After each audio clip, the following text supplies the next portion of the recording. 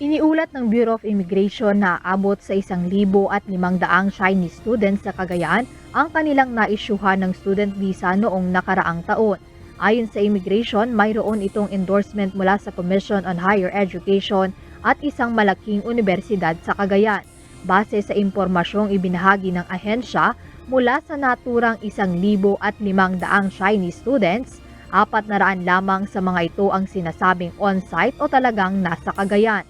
Ayon kay Bureau of Immigration spokesperson Dana Sandoval, karaniwan namang naka-online na mga Chinese student at iilan o may pagkakataon lamang na nag-on-site sila sa university sa Cagayan. Gayunman, paglilinaw ng ahensya, ang lahat ng mga ito ay dumaan sa legal na proseso at may kaukulang mga dokumento. Well, so far po yung 1,500 natin na nakita doon ay legally processed po yan with a complete documentation. Ito po ay endorsed ng isang malaking university in Cagayan through the Commission on Higher Education. That's why sa atin po, we saw that the requirements are complete and we were able to issue the appropriate student visa.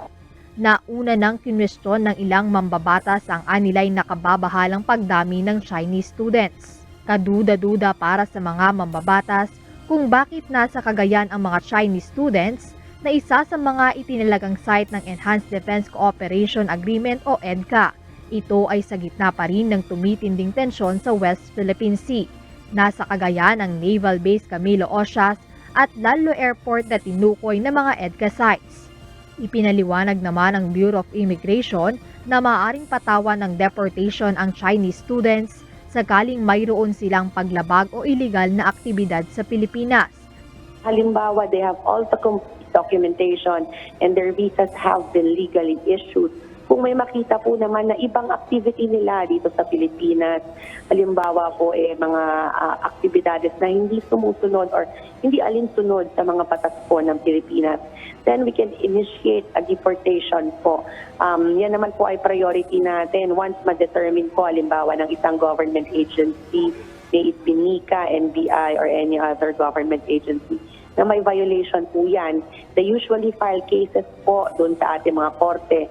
And at the same time po, that we could always add po yung deportation charge against the foreign national. And the deportation charge po, pinapalabas po natin yan ng bansa, pinapaalis po natin, and we include them in the blacklist.